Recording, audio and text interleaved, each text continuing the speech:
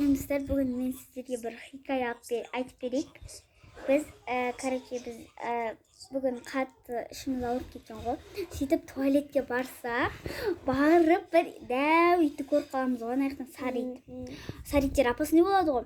Сөйтіп еще оранжевый qo'shilganba bir so'sin tualetga kirib o'tirsa, men o'tirman bir kez nag'iz sen ba it kelib жатыр dedingsen.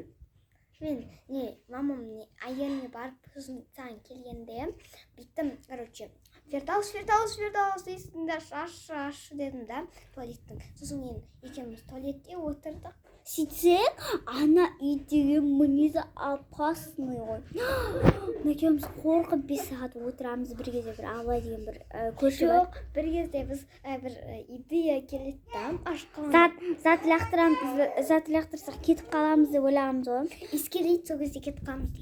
Сөйтсек, бір тәтесі мысыр лақтырмаңдар деді ғой. Соның иесі мысыр лақтырмаңдар. Неге қорқасыңдар, кішкентай күшіктер ме? Біз Дәу алабай ғой. Біз үшін дәу көрінеді ана. Менде дәу ғой, күшік деген анаудай. Мынандай болмай ма? Ол деген мынандай ғой.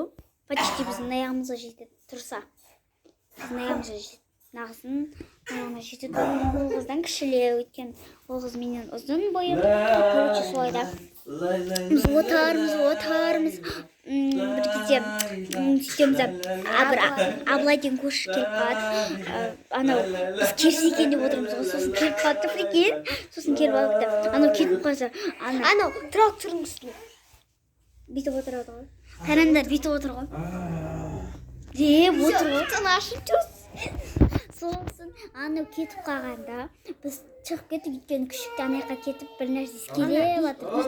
Ана жақта деп бар жан-жағына қарап жатқанда қашып кетіп қалды. Иә, біз сосын кіміз келді ше, скорость бас дедік қой. Ал достар, пока.